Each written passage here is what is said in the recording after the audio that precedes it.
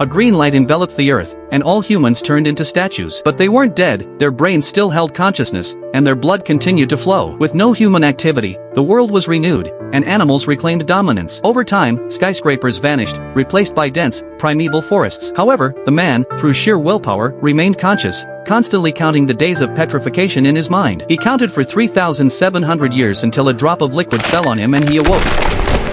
He didn't shout in excitement but calmly preserved the scene, determined to uncover the mystery of human petrification. Seeing the naked man, the monkeys were astonished. The man used vines to weave a loincloth for himself. To survive, fire was essential. Although he understood the principle of fire by friction, he couldn't produce a spark despite his efforts, leaving him exhausted. He collected stones from the river and, after much striking, found the hardest ones. Using these stones, he crafted an axe, then used it to cut vines into fibers to make rope. He combined the rope with a stick to create a makeshift drill. After relentless effort, he finally proved human ingenuity to the monkeys by successfully starting a fire. In the days that followed, the man gathered wood to build a shelter. Though he didn't surpass the animals in physical strength, he used his intelligence to set traps for animals. He secured a steady food supply, made clothes, and even built a wooden villa. As the last human, he vowed to restore scientific civilization. But physical labor wore him out, and he needed help. He thought of his friend. If he could revive him, he could focus on research. The man was observant and found a hand near where he awoke, convinced it was his friend. But reviving him required some special external factor. Through observation, he spotted a strange cave entrance in the distance. Upon entering,